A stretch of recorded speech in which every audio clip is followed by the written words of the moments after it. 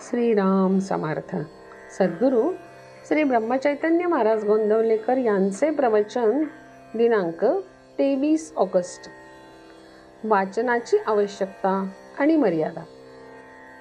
पोथ्या आणि संतांचे ग्रंथ आपण मोठ्या प्रेमाने वाचतो आणि सांगतो, पण तशी कृती करीत नाही म्हणून आपण देवाला अप्रिय होतो. संतांचे ग्रंथ हे अगदी प्रिय व्यक्तीच्या पत्राप्रमाणे मन लावून वाचावे. हा ग्रंथ माझ्याच करिता सांगितला आहे, तो कृतीत आणण्याकरिता आहे, ही भावना ठेवून वाचन करावे. ग्रंथ लिहिणाऱ्याची तीव्र इच्छा असते की त्याप्रमाणे लोकांनी आचरण करावे. त्यावरची टीका वाचताना मूळ ग्रंथातला मतितार्थ लक्षात आणावा. भाषांतरकर हा भाषांतरामध्ये आपले थोडे घालतोच. मूळ ग्रंथ वाचणे हे केव्हाही चांगले.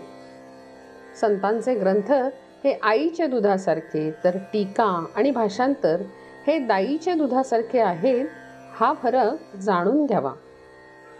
कित्येकांच्या बाबतीत वाचन हे सुद्धा एक व्यसन होऊन जाते. उगीच वाचत बसण्यात फायदा नाही. नुसत्या वाचनाने काही साधत नाही. जितके वाचावे तितका घोटाळा मात्र होतो. वाचावे कुणी, तर ज्याला पचविण्याची शक्ती आहे त्याने. बाकीच्या लोकांनी फार वाचू नये. त्यातही वर्तमानपत्र वाचित वेळ घालवणे म्हणजे आपण होऊन जगाला घरी बोलावणे होय. वाचनाचे मनन झाले पाहिजे. मनन झाले की ते आपल्या रक्तामध्ये मिसळते. वाचन आणि साधन बरोबर चालावे. मग साधकाला वाचनापासून खरा अर्थ कळतो आणि आनंद होतो. साधन आणि वाचन असले की साधक कधीही मागे पडायचा नाही. उपनिषदे, गीता, योग वासिष्ठ यासारखे वेदांतपूर्ण ग्रंथ वाचणे आणि समजावून घेणे आपल्या उपासनेला आवश्यक असते. गीता ही सर्व ग्रंथांची आई आहे. प्रवृत्ती आणि निवृत्ती, कर्मयोग आणि कर्मसन्यास यांचे एकीकरण करण्यासाठी गीता सांगितली आहे, हे लक्षात ठेवून ती वाचावी. वेदांत हा आचरणात आणल्याशिवाय त्याचा उपयोग नाही.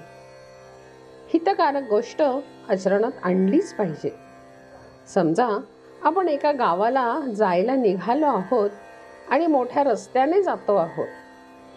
वाटेत एक माहितगार इसम भेटला आणि त्याने आपल्या जवळची एक पायवाट दाखवली. त्या पायवाटेने आपण आपल्या गावी लवकर पोहोचतो. तसे उपासनेच्या मार्गामध्ये स्वतःचा दोष स्वतःला कळत नाही, आपले मन ताळ्यावर राहत नाही. अशा वेळी गीतेसारख्या ग्रंथांच्या वाचनाने आपला दोष आपल्याला कळतो आणि आपली चूक आपल्याला कळली तर आपण लवकर सुधारतो. पोथी वाचायची ती कशा करिता, साध्य काय, साधन काय हे जाणून घेऊन त्याप्रमाणे कृती करण्यासाठी. जानकी जीवन स्मरण. जय जय राम.